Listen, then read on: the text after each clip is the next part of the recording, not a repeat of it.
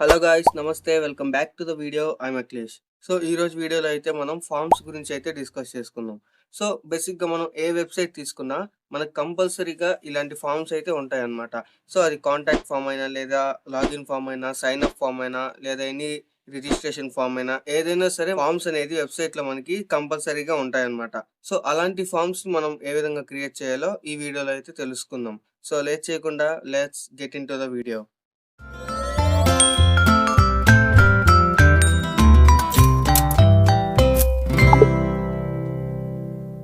Okay. Form.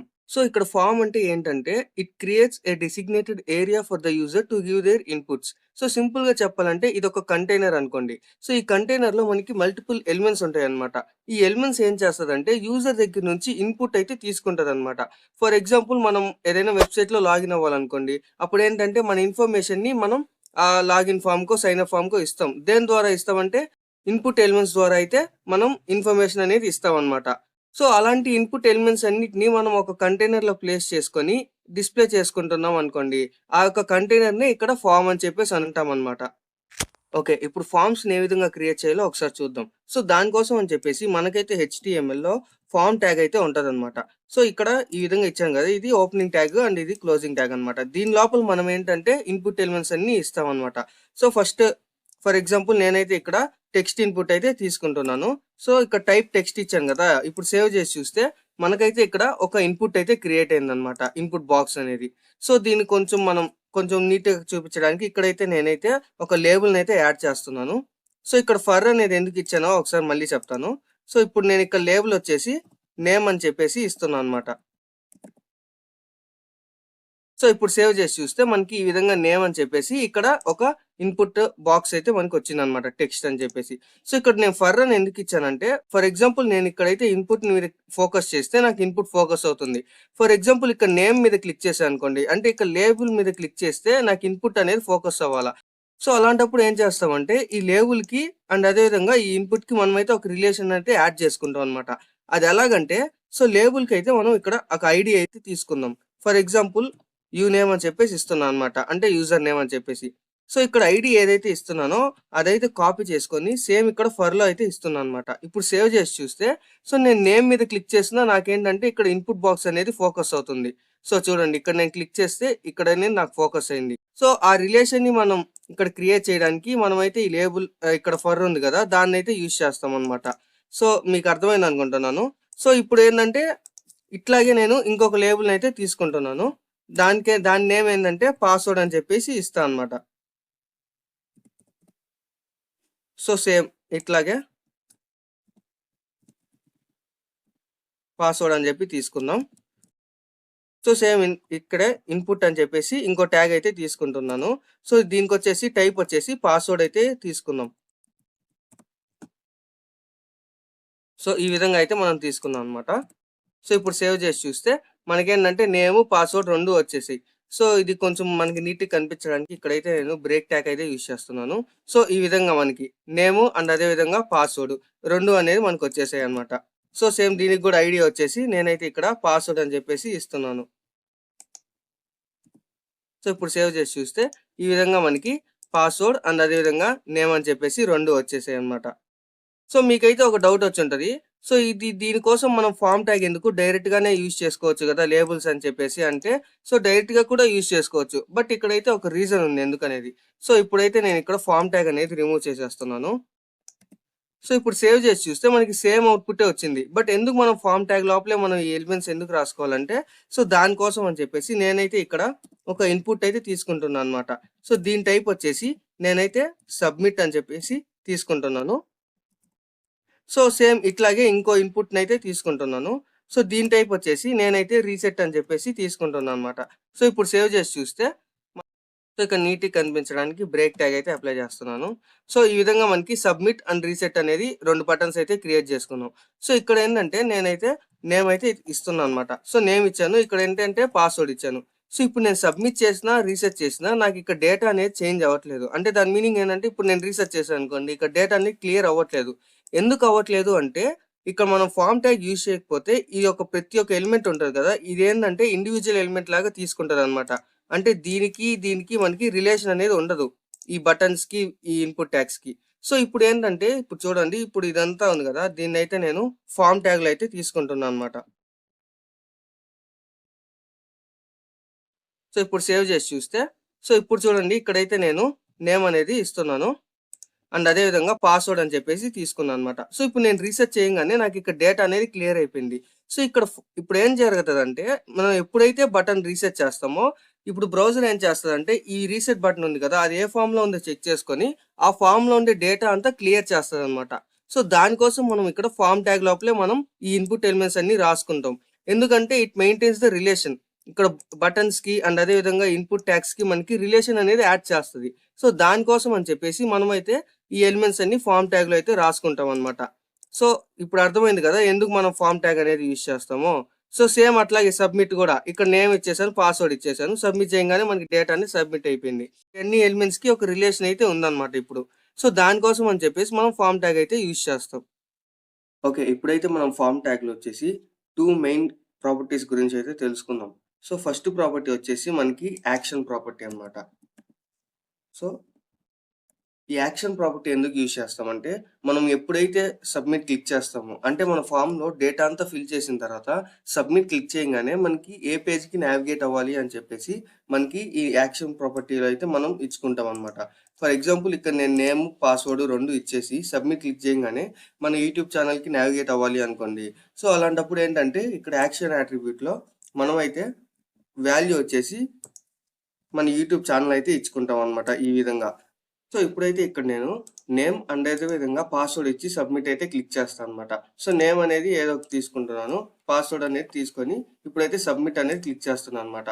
So, నేను ఎప్పుడైతే submit click చేస్తానో ఈ విధంగా నాకైతే ఈ పేజ్‌కి అయితే నావిగేట్ అయిపోయింది మన ఛానల్ పేజ్‌కి. సో, ఇక్కడ చూసారా? ఇక్కడ మనం ఏంటంటే యాక్షన్ ప్రాపర్టీ అని తీసుకున్నాం. దాని తర్వాత వాల్యూ వచ్చేసి మన ఛానల్ ఇచ్చామన్నమాట. సో, ఇక్కడ ఏంటి అంటే మనం ఎప్పుడైతే ఇక్కడ ఈ విధంగా సో, మనం ఎప్పుడైతే సబ్మిట్ బటన్‌ని క్లిక్ చేస్తామో, నెక్స్ట్ అనేది మనకి ఏ పేజ్‌కి నావిగేట్ అవ్వాలి అని. కొన్ని ఫార్మ్స్ ఉంటాయి కదా! Sign up forms, login forms. మీ డేటా అంతా ఫిల్ చేసిన తర్వాత ఎప్పుడైతే లాగిన్ ఆర్ సైన్ అప్ బటన్‌ని క్లిక్ చేస్తారో, మనకి ఒకవేళ ఈ వాలిడేషన్ అంతా అయిపోయిన తర్వాత బ్యాక్ ఎండ్‌లో మనకేందంటే ఇంకో పేజ్‌కి నావిగేట్ అవుతది. సో, ఆ నావిగేషన్ అనేది ఇక్కడ యాక్షన్ ప్రాపర్టీలో అయితే మనం స్పెసిఫై చేసుకుంటాం అన్నమాట. సో, ఇక్కడ నేను డేటా అంతా ఇచ్చాను. సో, ఇప్పుడు సబ్మిట్ క్లిక్ చేయంగానే మనకనేది ఇక్కడ ఏ లింక్ అయితే ఇచ్చామో ఆ లింక్‌కి అయితే మనకి నావిగేట్ అవుతదనమాట ఈ విధంగా. సో, ఇక్కడ మన నెక్స్ట్ ప్రాపర్టీ వచ్చేసి మెథడ్ అనమాట. సో, ఈ మెథడ్ ఎందుకు యూజ్ చేస్తామంటే ఫార్మ్ డేటాని ఏ విధంగా సెండ్ చేయాలి అని చెప్పేసి మనం యూజ్ చేస్తామనమాట. సో, ఈ మెథడ్‌లో మనకేంటంటే 2 వాల్యూస్ అయితే ఉంటాయన్నమాట. పోస్ట్ అని, గెట్ అని చెప్పేసి. సో, మనం పోస్ట్ అని చెప్పేసి యూజ్ చేస్తే మనకేంటంటే ఈ డేటా అనేది రిక్వెస్టెడ్ బాడీకి అయితే సెండ్ అయిపోతదనమాట. సో, దాని వర్క్ అంతా మనకి బ్యాక్ ఎండ్‌లో జరుగుతుంది. దానికైతే సెపరేట్ జావాస్క్రిప్ట్ కోడ్ అయితే మనం రాసుకుంటాం అనమాట.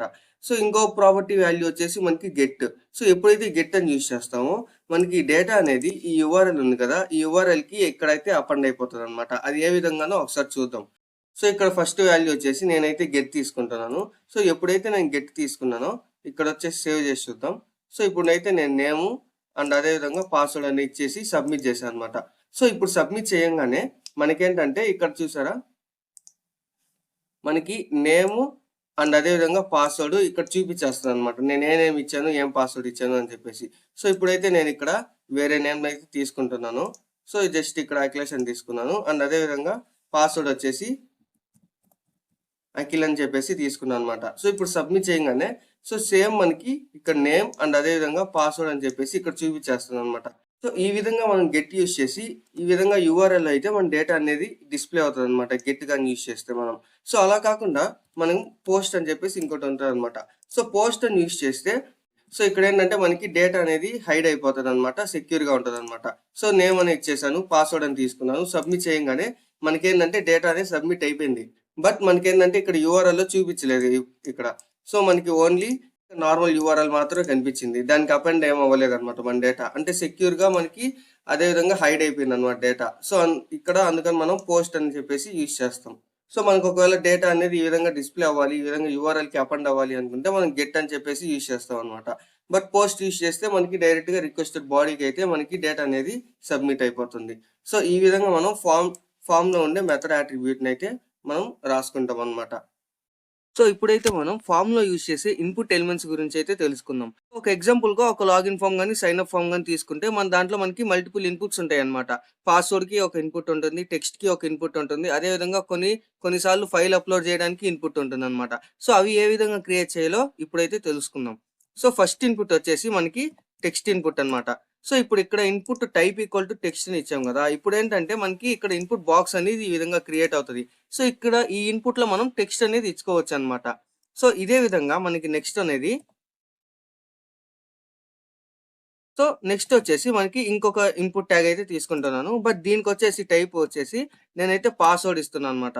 సో మనకి ఇదే విధంగా ఇంకో బాక్స్ అయితే క్రియేట్ అయింది. Input box. బట్ ఇక్కడేంటంటే మనకి టెక్స్ట్ అనేది హిడెన్‌లో ఉంటుంది. మనం ఏం టైప్ చేసినా. ఎందుకంటే ఇది పాస్వర్డ్ టైప్ కాబట్టి. సో ఇదే విధంగా మనకి నెక్స్ట్ వచ్చేసి ఈమెయిల్ అని చెప్పేసి ఇంకోటి ఉంటదన్నమాట. సో ఇప్పుడు ఈమెయిల్ అని చెప్పేసి ఇంకోటుంటది. సో దానికొచ్చేసి ఈమెయిల్ అని చెప్పేసి మనం టైప్ అని ఇచ్చామనుకో, మనకి సేమ్ ఈ టెక్స్ట్ బాక్స్ ఏ విధంగా ఇన్‌పుట్ అయితే తీసుకునిందో, ఈ సేమ్ ఈమెయిల్ కూడా అదే విధంగా ఇన్‌పుట్ తీసుకుంటదనమాట. సో ఇక్కడేంటంటే మనం ఇన్‌పుట్ ఇచ్చేటప్పుడు మనం ఇన్‌పుట్ టైప్ అనేది ఈమెయిల్ కాబట్టి, సో మనం ఈమెయిల్స్ మాత్రమే ఇది అలో చేస్తదనమాట. మనం వాలిడేషన్ చేసేటప్పుడు. అంటే ఫర్ ఎగ్జాంపుల్ ఎలా చెప్పాలంటే ఒక ఈమెయిల్‌కి @ గాని లేదా .gmail గాని, .in గాని సో ఇవి ఉంటాయి గదా! వీటిని వాలిడేషన్‌గా తీసుకొని అప్పుడైతే మనకి ఒకవేళ ఇన్వాలిడ్ గాని వస్తే మనకి ఎర్రర్ చూపియడం గాని, ఆ విధంగా మనం బ్యాక్ ఎండ్‌లో చేసుకోవచ్చనమాట. ఇది ఇన్‌పుట్ టైప్ వచ్చేసి ఈమెయిల్. సో ఇప్పుడేంటంటే ఫర్ ఎగ్జాంపుల్ నేను ఒక ఫైల్‌ని అప్‌లోడ్ చేయాలి ఒక ఫార్మ్‌లో. అలాంటప్పుడు ఎలా తీసుకుంటామంటే సేమ్ మనం ఇన్‌పుట్ ట్యాగ్ తీసుకొని ఇక్కడైతే టైప్ వచ్చేసి మనం ఫైల్ అని చెప్పి తీసుకుంటామనమాట. సో ఇప్పుడు సేవ్ చేసి చూస్తే మనకి ఈ విధంగా వచ్చి చూసన్ ఫైల్ అని చెప్పేసి ఇదే క్రియేట్ అవుతదనమాట. Input type file. సో ఎప్పుడైతే దీన్ని మనం క్లిక్ చేస్తామో మనకేందంటే ఇలా ఫోల్డర్ ఓపెన్ అవుద్దనమాట. మనకి నచ్చిన ఫైల్‌ని మనం సెలెక్ట్ చేసుకొని ఈ విధంగా ఓపెన్ చేసుకుంటే మనకి ఫైల్ అనేది అప్‌లోడ్ అయిపోయి ఉంటదనమాట ఈ విధంగా. సో మనం దీనికి టైప్ వచ్చేసి ఫైల్ అని చెప్పేసి ఇస్తామనమాట. ఫైల్ అని చెప్పేసి ఇస్తే మనకి ఈ విధంగా ఫైల్‌ని చూస్ చేసుకోమని చెప్పేసి మనకి బటన్ అయితే క్రియేట్ అవుతది. సో ఈ ఫైల్ అప్‌లోడ్ గాని మన ఫార్మ్‌లో ఉన్నట్టయితే మనమైతేసి ఈ input type equal to file అని చెప్పేసి ఈ విధంగా ఇచ్చుకుంటాం అన్నమాట. సో నెక్స్ట్ వన్ వచ్చేసి మనకి సేమ్ ఇలాగే డేట్ టైమ్ అని చెప్పేసి ఇన్‌పుట్ ఉంటదన్నమాట. సో అది ఎలా క్రియేట్ చేస్తామంటే సో సేమ్ ఇక్కడ టైప్ వచ్చేసి మనం ఇక్కడ వచ్చేసి డేట్ టైమ్ లోకల్ అని చెప్పి ఇచ్చామనుకో ఇప్పుడు సేవ్ చేసి చూస్తే మనకేంటంటే ఒక ఇన్‌పుట్ బాక్స్ క్రియేట్ అవుతది. సో దీంట్లో ఏంటంటే మనం డేట్ అండ్ అదే విధంగా టైమ్ అనేది డిఫాల్ట్‌గా ఇక్కడ పడిపోయి ఉంటుంది. సో ఈ విధంగా మనం గాని సెలెక్ట్ చేసేసుకొని డేట్ సెలెక్ట్ చేసుకొని ఇక్కడ గాని సబ్మిట్ చేసేసుకుంటే సో డేట్ అండ్ అదే విధంగా టైమ్ అని చెప్పేసి ఈ విధంగా ఇక్కడ సెట్ చేసుకోవచ్చన్నమాట. ఇదొక ఇన్‌పుట్. సో నెక్స్ట్ వచ్చేసి మనకి ఫర్ ఎగ్జాంపుల్ మన ఫామ్‌లో మల్టిపుల్ ఆప్షన్స్ ఉన్నాయి. అప్పుడు ఏ విధంగా సెలెక్ట్ చేసుకోవాలంటే సో అంటే ఫర్ ఎగ్జాంపుల్ ఒక బ్రాంచ్ అనేది తీసుకోండి. సో బ్రాంచ్‌ని క్లిక్ చేయంగానే మనకి మల్టిపుల్ ఆప్షన్స్ అనేది ఓపెన్ అవ్వాలి. సీఎస్‌సి, ఈసీ అని చెప్పేసి. సో దాంట్లోంచి మనం ఒకటి సెలెక్ట్ చేసుకోవాలి. అలాంటి ఇన్‌పుట్ ఏ విధంగా ఇస్తామంటే సో ఇక్కడొచ్చేసి మనకి సెలెక్ట్ అని ఒక ట్యాగ్ ఉంటదన్నమాట. సో ఈ విధంగా సెలెక్ట్ అని ట్యాగ్ తీసుకొని దీని లోపల ఏం చేస్తామంటే మనం ఆప్షన్స్ అనేది క్రియేట్ చేసుకుంటాం. సో ఇక్కడొచ్చేసి నేనైతే ఆప్షన్ అని చెప్పేసి ఇస్తున్నానన్నమాట. సో ఎప్పుడైతే ఆప్షన్ అని చెప్పి ఇచ్చానో ఇక్కడ మనకి వాల్యూ అడుగుతదన్నమాట. సో ఫర్ ఎగ్జాంపుల్ నేనైతే ఇక్కడ బ్రాంచ్ నేమ్స్ అయితే ఇస్తున్నాను అన్నమాట. So first CSC. సో అదే విధంగా మనకేంటంటే ఈసీఈ ఉంటుంది. అదే విధంగా triple E and civil and mechanical. ఈ విధంగా 5 ఆప్షన్స్ ఉంటాయి కాబట్టి సో వీటికైతే నేను ఇక్కడ నేమ్స్ అనేది చేంజ్ చేస్తున్నాను.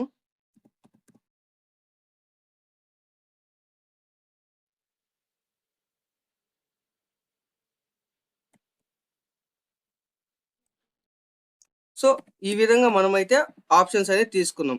సో ఇప్పుడు సేవ్ చేసి చూస్తే మనకి ఈ విధంగా ఒక ఇన్‌పుట్ అయితే అడుగుతదన్నమాట.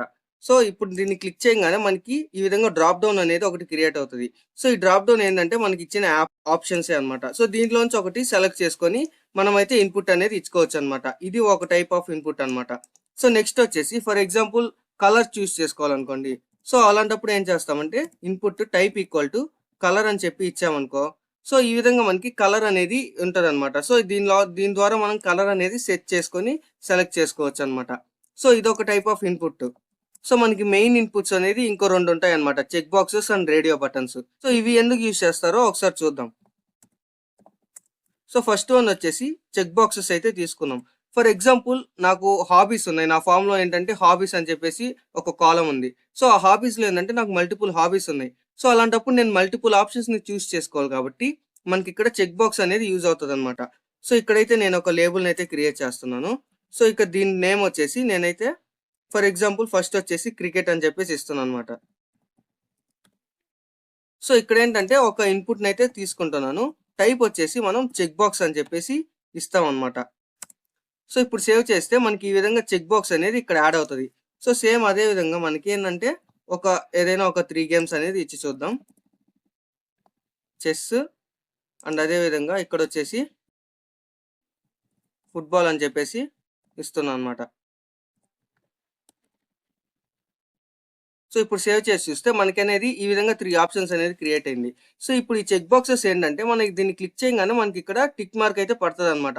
సో మనం చాలా అప్లికేషన్స్ ఫామ్ లో వాటిలో చూస్తూ ఉంటాం ఈ చెక్ బాక్సెస్ అనేది. ఈ విధంగా మనకి నచ్చిన ఆప్షన్ ని మనం సెలెక్ట్ చేసుకొని ఈ విధంగా అయితే మనం క్రియేట్ చేసుకోవచ్చు అనమాట చెక్ బాక్సెస్ ని. సో నెక్స్ట్ వన్ వచ్చేసి మనకి రేడియో బటన్స్ ఉంటాయి. సో రేడియో బటన్స్ ని ఎక్కువ మనం ఫామ్స్ లో ఎక్కువ ఎక్కడ యూజ్ చేస్తామంటే మనం జెండర్ ఉంటది కదా, అది సెలెక్ట్ చేసుకున్నప్పుడు అయితే యూజ్ చేస్తాం. సో ఫర్ ఎగ్జాంపుల్ ఇక్కడైతే నేను జెండర్ అని చెప్పేసి తీసుకుంటున్నాను. సో ఇక్కడ వచ్చేసి ఫస్ట్ వచ్చేసి నేను లేబుల్లో మేల్ అని చెప్పేసి తీసుకుంటున్నాను అనమాట. సో నెక్స్ట్ అదే విధంగా ఇంకొక లేబుల్ని అయితే తీసుకుంటున్నాను. దానికైతే ఇక్కడ ఫిమేల్ అని చెప్పేసి తీసుకుంటున్నాను అనమాట. సో ఇక్కడ ఇన్పుట్ ట్యాగ్ వచ్చేసి ఇక్కడ రేడియో అని చెప్పేసి ఇస్తున్నాను అనమాట. సో ఇప్పుడు సేమ్ అదే విధంగా ఇంకొక ఇన్పుట్ ని క్రియేట్ చేసుకొని ఇక్కడ రేడియో అనేది ఇస్తున్నాను అనమాట. సో ఇప్పుడు సేవ్ చేసి చూస్తే మనకి 2 రేడియో బటన్స్ అనేది క్రియేట్ అయినాయి. బట్ ఇక్కడ ఏంటి అంటే మనకి 2 సెలెక్ట్ అవుతున్నాయి. సో మనం ఏంటంటే ఒక్కటే కదా, జెండర్ అంటే మెయిల్ ఆర్ ఏది ఫీమేల్ ఈ రెండిట్లోనే ఉంటది. సో అప్పుడు ఏంటంటే మనం ఏదైనా ఒక్కటే సెలెక్ట్ చేసుకోవాలి. అలాంటప్పుడు ఏంటంటే ఇక్కడ మనకి నేమ్ అనే యాట్రిబ్యూట్ ఉంటుంది. సో ఇక్కడ నేమ్ అని చెప్పేసి మనం రెండిటికి సేమ్ నేమ్ అనేది ఇస్తాం అనమాట. ఎప్పుడైతే మనం సేమ్ నేమ్ ఇస్తామో ఆ 2 ఒకే కేటగిరీ కింద మనకైతే వస్తుంది అనమాట. ఫర్ ఎగ్జాంపుల్ ఇక్కడ నేను జెండర్ అని చెప్పేసి ఇస్తున్నాను. సో సేమ్ ఇదే నేమ్ వచ్చేసి నేను ఇక్కడ కూడా ఇస్తున్నాను అనమాట. ఇప్పుడు సేవ్ చేసి చూస్తే ఇప్పుడు చూడండి ఏదైనా ఒక్కటే సెలెక్ట్ అవుతుంది, ఎయిదర్ మెయిల్ ఆర్ ఫిమేల్.